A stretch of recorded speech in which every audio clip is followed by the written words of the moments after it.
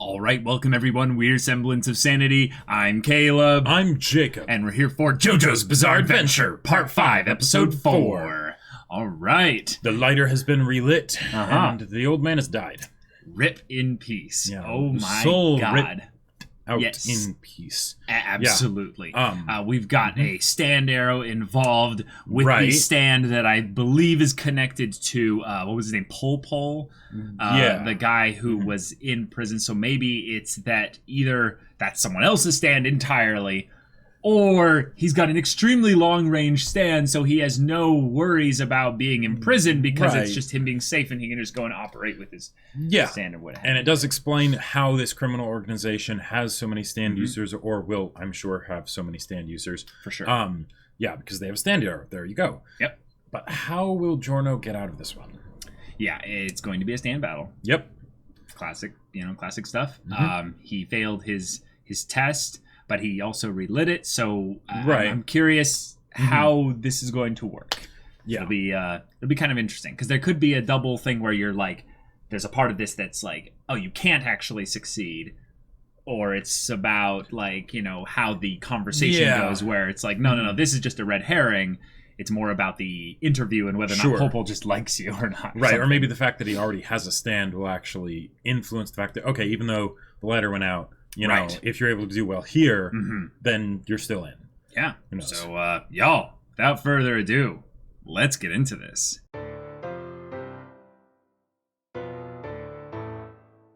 Wow, what an ending to an episode. Yeah. Oh my God. Okay. He's dead. He's dead. Bang. Yeah. Like, he changed his gun into a banana because he could see how this guy had his, you know, his hedonistic lifestyle, so he's not going to be paying attention really as much to his surroundings. He's like, oh, I'm perfectly safe in here. Right, which makes sense because, you know, he's in a controlled environment and whatnot, but... Yeah. Oh, boy. But he used his own words against him. What I like with this is that Giorno is basically the kind of character where he's like, I have this good nature in that I want to change things for the better. But he's starting to show the signs of and I'll do whatever it takes to make my gold dream, my gold vision, my gold experience come to pass. Or at least things that no JoJo before him has ever done. No JoJo has ever decided to kill someone, like, as far as what I know. Like, I mean, Jotaro against Dio, but sure. Pulverized the crap out of him. Yeah. What it is, I would say, more so not in a fight. When they're not in a fight. Oh, yes, that's the thing. Is it's usually always in the context of a fight. Right, and even then it's usually this person was retired, not this person died. Well, a lot of them have died, but usually yes, you're right. And in this case, this is completely the opposite of what I kind of expected from Giorno, which was more of a character who was about kind of the social reform, the kind of making kind of precise little movements and stuff. Yeah. And then, he's also got a bludgeoning stick, and it's really strong. Because the thing is that what we've seen of him up till this point is that he's very, very much a trickster, but he's also very chill. He's very relaxed, right? And so he's not the kind of person that I would expect to even make the decision to do something like this, except, of course, he wants to completely take down this organization, and this person is one of them, and he, you know, because of him, that old man is dead. Okay, yeah. He wants to take it down, but he does want to take it over, too. Yes. So he has to have some organization left in order for it to be something that he takes over. Of course. So was it more that this guy was a scumbag, and he's kind of taking on the I would say kind of the presence or the kind of meeting out of judgment and justice that the guy from his past was like, this guy's a scumbag who sells drugs to kids. I'm going to execute him. Right. That's essentially what he did here. But he's even more genius because he made it look like the guy killed himself. Right. Like no one's going to suspect him. Yeah, but it was something that he did specifically because of something that this guy had done. Right. And it was something that this is the first time that he's done something like this. This was done based on a realization from, a conclusion based on what Pol had said. Yes. So, yeah. Yeah, that based on someone abusing your trust in such a manner like this, even God would forgive murder. Which is is interesting, because what I want to throw out there as an idea, and then we'll kind of recap the episode and what have you, but I want to know what your thoughts are on this as well. Like, do you think we're showing the beginning signs of a villain?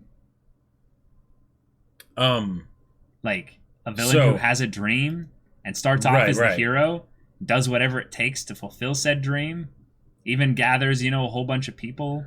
Potentially. The bloodline of an ancient foe of the Joestars. One of the one of the things that there are a few reasons why I like that, and a few where I'm like, I don't think they'll necessarily go that far with it. Oh, okay. So sure.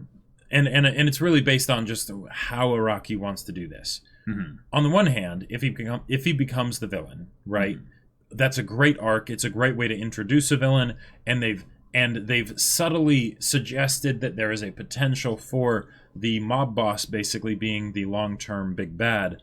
But because of that can just be the perfect double blind for the fact that it's actually Giorno, right? Mm-hmm. And then sure. and especially since, if we think about it, like, even though JoJo's hasn't really been doing things of the previous JoJo's being the ancestors of the next generation in the lineage, they've been hopping around to different spots, with like Josuke and Jotaro and now Giorno. That could be a way that they basically tie this up, and then they can keep going in, like, down the regular formula if they want to, or whatever. Okay. What's the halfway that you kind of see it going? The halfway that I see it going is that it is enough to become a point of conflict, but it's not necessarily that he is the main antagonist. Right. I agree. I think that's more realistic. Yeah. If they did end up wanting to do a villain protagonist JoJo, okay. Like, I am definitely on board for that. I don't think it's as likely, but I'm on board for it, especially since, when I think about it, because one of the potential issues with this group of characters that he's getting introduced to, right? These seem to be the squad, right? Right. But if they're also a part of this organization, now there's this guy that's that's fat and ugly and whatnot, and we see him kill someone, but just because now they could say that these people are new to the organization potentially, but they're still a part of the organization. So there's still the idea that they've been doing the same things that Giorno says is despicable and awful, right? That he's raging against. So if they have them be ongoing characters in the story, either they would need to have some kind of change of mind, in which case then they might need to reconcile the fact that they actually did some pretty horrible things before. Or they need to be aligned perfectly with his vision. Right. Yeah. Which would mean that basically they're all for taking over this organization. They're all for doing whatever. But then the tough part of that is then the way that they would then do the resolution, the final climactic conclusion, is that it would essentially have to be Jotaro, Koichi, and maybe even bringing in Josuke and some of the others to basically stop this new blonde menace. Yeah, I don't think that's going to happen. Right. What I would say is more of a thing of where, let's say he succeeds. He takes over this gang mafia group or what have you. He now basically kind of has the sitting on the throne posing, and it's just kind of like, all right, now we're going to make things run our way. And there's no selling drugs to kids, or maybe even like no really like horrible things going on, but they're still thieves, stealing, breaking the law. They are chaotic neutrals at best, like, right. Very, very chaotic neutrals. That would still, I would say, earn them the ire of the Speedwagon Foundation at some point. Right. Maybe. And then how is that conflict resolved? Because that can make for some amazing storytelling. Yeah, I would say, if anything, is that they don't resolve it. It's just an ongoing feud then. It's more of a thing of where he's going to be set up in future parts to be basically this kingpin of Italy. Yeah. Okay. And just over the course of time, he has his own kids and yada, yada, yada. Sure. Yeah. And that's where it's kind of like a reboot of the whole kind of bloodline thing, is that they now just kind of follow his more so than Josuke's or Jotaro's. One thing that I will say, yeah, right, and that would make sense too, because then they're essentially going down 3 generations, going back 3 generations, and then they can go back down again 3 generations, like diagonally, right, along a different route, right. If they didn't, so with however far he ends up going along his journey to take over the organization and all that stuff, yeah. That can cause some apprehension from the standpoint of, say, Koichi or Jotaro or whatever, as they're seeing this person who is a descendant of Jonathan, but also a descendant of Dio, that's doing this stuff, and we can get into maybe he's doing stuff that is good, but they are worried that it might not be, right? They have that concern, and then it's the thing of, well, are you just looking at him as another potential Dio, or are you looking at him as a person, right? Okay. And it's just like there's a lot of opportunity here because they're making it something that is not as clear cut. Okay, yeah, and because it's not as clear cut, I think we can go into the speculation here. But I think what's important in terms of the meta thing we can bring in that Araki is trying to bring up is that I think he's trying to make the point in that this is a good guy. This is a good guy. He's going to do some things that no JoJo has ever done based on what he did with Pol. They're no JoJo. Right, but his dream comes from a good core, a good central nature of him. Right. He's going to do things that in some ways we already knew he was going to have to do in order to be a part of the gang. But because this is something that he was able to proactively get away with because it has more to do with his morals and his belief systems rather than it being a prerequisite to enter the gang, it made us have a little bit of a, whoa, holy crap, that's a bit intense. So I would say let's kind of hold off on a little bit of this, because I'm thinking about this maybe at a little bit more of a, rather than what I'd like to see, and more of kind of a, where is this story kind of pointing us towards? Yeah. And it feels like, if anything, we are going to have that whole conflict potential thing be more about method rather than an actual antagonistic kind of relationship with the OG JoJo's and the Speedwagon Foundation. Which makes sense then why, pairing him up with Koichi is such a good idea, because Koichi is a wholesome. Good boy. He's a wholesome good boy. Yes. He's not going to be the kind of person that thinks that making a person kill themselves by gun in the mouth, even if they're a horrible person, I don't think he's the kind of person that would be up for that. No. I mean, he has definitely grown up a lot since part 4. But only 2 years. Yeah. Only 2 years. I was wrong. I thought it was a lot longer than that. Because Koichi has never looked so good. Like, he looks like, a short little guy. Yeah, it's tough because we know that Koichi's never going to get any taller. So when we see him at the same height, it's like, okay, this could be 5 years, 10 years, 6 months. Who knows, right? But now we know. It's been 2 years. That's a big deal. So Okuyasu is probably just now finishing high school.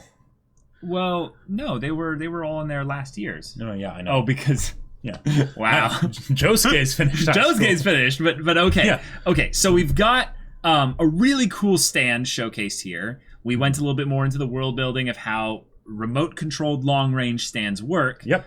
Which is something that's interesting to separate, though, from Sheer Heart Attack, because Sheer Heart Attack was not the stand, it was a piece of the stand let out as an ability, whereas this stand is specifically, like, that was the whole stand. That wasn't and yet they ability. mentioned the specific thing of, well, his hand might have gotten heavier, because that's the specific thing that we've seen from a long-range stand where... Right. Yeah. Right. But no damage would go through, even though it would be affected by the status effect of echoes. Right. It's one of those things where I love that even Koichi is not exactly sure. Yes. Because it's kind of because one, that's a good it's not point. like there's a rule book. No, right? no, there's but not. Then it's also kind of poking fun at the idea that, Araki kind of shoots from the hip, you know, like which we love, right? It's great. Oh yeah, but it's just that little bit of self-awareness that's a nice touch. And it was named Black Sabbath. Like I'm starting to actually like recognize more of the music references and stuff because things are getting more modern with regards to them as well. So that's awesome. We have another aspect of Gold Experience as a stand, in that it can slow down the movements a little bit. Yeah. Like, slow down their time a little bit. Like, holy crap, what can this stand not do?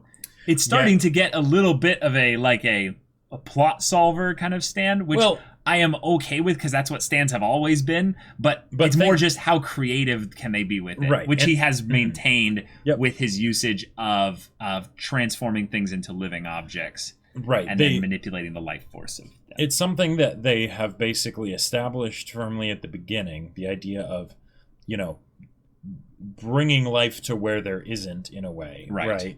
Which, and apparently the effect that has on the brain or on people is that it causes them to freak out mentally, but then it's not just that, it also slows them down. So that like I feel like it's something where all the stuff that's being revealed is stuff that's still connected to things that they firmly established very, very early on at the very beginning. But it's just a deeper understanding of it, I guess. And that's another thing that I think is a little bit of a fun thing that will break the mold of with regards to stands. If you think back to the ideas presented in the stands of the earlier parts of part 3, they were really simple stands. I mean, really, really simple. The first one I think we technically saw wasn't even Star Platinum, but it was our boy. No, I think Star Platinum was the first one because Okay, or was it Abdul? It was Abdul's stand, yes. Yeah. The Red Bird Phoenix one. Right, fire. Yeah. I control fire. Right. How simple, Yeah. I'm really fast and punch things really hard. Right. Yeah. And now we're getting into some just absolutely crazy stands, which I would rather have the stands go more wacky, more bizarre, more crazy than being able to understand them fully and what they can or cannot do. I feel like once we hit Whamu with or Wham with the vampire chariot horse race, breaking off pillars and sabotaging them and all that stuff, it kind of is one of those things where it's like, anytime you try and question something in JoJo's, it's like, who do you think you're talking to? Like, right. No, this is JoJo's. But yeah, the visuals were really good. There were a couple of points where the faces weren't drawn in, so that'll probably be fixed at some point in the future. Kind of like with what the Part 4 stuff needed to be a little bit fixed, but whatever. The sound design, again, was so good. The sounds of Black Sabbath, the stand, were really good, and there were parts where they were extremely muted because it was slowed down, but when it would exit from the shadows and grab onto Giorno or what have you, that sound, that feeling was chilling. It was terrifying. One of the things that I loved this episode stylistically was when he went into one of his Muda rushes, and the art style very much changed. Like, because usually JoJo's has very clearly defined sharp black lines and everything in it, and it just helps everything be more extra and whatnot. But this was like one of those sort of still outlines and stylized and everything, but blurred movement, lots of black lines all over the whole thing there. They do that also in Haikyuu spikes. Whenever a character goes into a really intense spike, it felt like that. Serve or what have you, they would do that a lot. Yeah. So that's stuff that we've seen before, but it looks really good because it's got that David Productions quality to it as well. We had Koichi and Giorno having a little bit of a heart-to-heart as well. What I like here is that I think this is the reason why he won't become a villain, basically. Right. Is because Jotaro and Koichi makes for a good anchor. Yes, but but they won't specifically antagonize him, I think. Right. I think if anything, they're going to slowly establish a relationship via little bits of communication. And then it will probably be a thing of where hey, we understand that you guys are doing things that might be a little bit on the shady side, but we're somewhat family, And that's one of the things. And we should keep good connection, family, stuff like that. And I know you and the mafia or the gangs or what have you are, family's important, right? Right. And we know, guys, we know we've said it multiple times, but I'll just reiterate over again because we recorded the first 2 episodes pretty early. We know he has the know he has the Joe Star, Yeah. We know about that. One of the things that I really like about how they're setting this up is that I feel like it's more geared towards character development than in previous arcs. So you know how in the transition from like part 3 to part 4, it was very much more based around a location, right? So we had the sense of like, this is home. It's Morio, right? And we get to know the people here, all the citizens and whatnot. Okay. But here, because it's something where the relationship between the main cast is not solid from the get-go, right? Who's the main cast? Giorno and the old Joe Bros, basically. Now, granted, we're getting the squad, which will be interesting too, but even then that's something where it's not necessarily going to be a solid established connection. Okay. We're setting things up for where there will be disagreements, there will be differences between these characters, and yet they're still going to end up working together. Who are you talking about now? I'm still confused. Because I think I haven't considered anyone really to be a part of the main cast other than Giorno at this point. Really? Yeah, no. I would say that Jotaro and Koichi... Well, that's who I'm talking about. You're talking about Jotaro and Koichi. Jotaro and Koichi, and then also potentially the other people in the gang. They don't have to for them. Okay. But definitely for Jotaro and Koichi. Okay, maybe I would switch out Jotaro then for Bucciolati. Sure, but yeah, sure. Because I don't really know how Koichi is going to be involved in the story too much without getting involved with the... Is this the breaking the law? Is this lawful good kind of thing? I'm not debating how much screen time they'll have, or or how part of the main cast they are, but just the idea that the previous part characters, right? That the connection between those characters that there very much is and will be, is not good at the start, right? And it's going to take quite a while, because of some very good reasons, for them to actually develop that trust and whatnot, for them to feel like they're all Joe Bros together. And maybe that won't ever happen, who knows, but I like that as an establishment to the characters, because that means that there's room for them to grow and there's a specific direction that's set in place for them to grow. Okay, well, yeah, what I was just trying to bring up is I think they've already done that by having them fight in the very beginning and then Koichi leaving on good terms here with Giorno. Meaning that that's probably the first chunk of development, if any, we're gonna get. Like if anything, I'm curious if you think they're actually going to go into this kind of story too much with having Koichi even really being a thing that will be developed with the connection with Giorno. Definitely. How often? Probably not as often as, say, the crew that they brought up at the end of this episode, but it's definitely going to be a thing.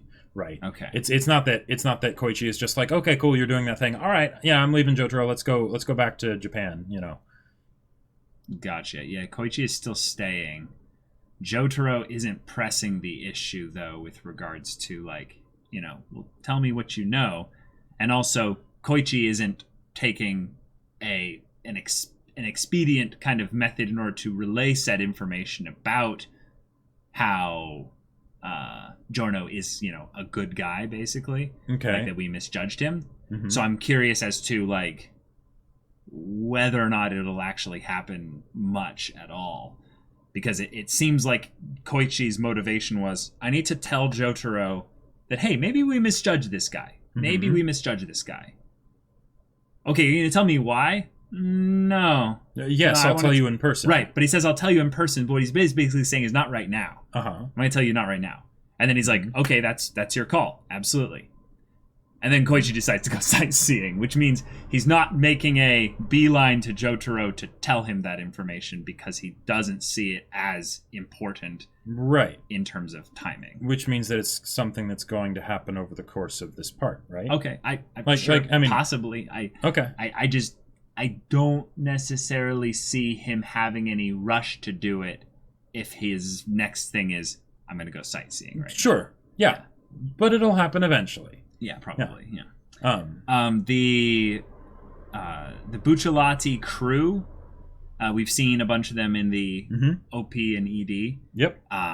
They Excellent have designs. They have amazing designs. Gorgeous. But I am curious as to how they're going to successfully introduce 4 characters at the same time who are already a team and getting this new guy essentially brought in who's going to be I'm your new leader now, or I'm the one that's got a vision.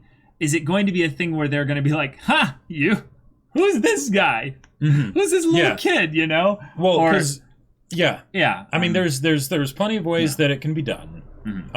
Since Bucciolati is the official leader in the group, right? That does help, given that he's already on Giorno's side, right? And then they could potentially take the time to introduce these characters one by one, or however they want to do it. But then also not just introducing them, but they're going to need to be basically won over, I'm guessing. Now, they might go for the thing of not telling them the plan and whatnot, but if they don't do that, then that'll be a point of conflict potentially, where we need to make sure that they don't find out that we're actually doing something separate, right? I lost.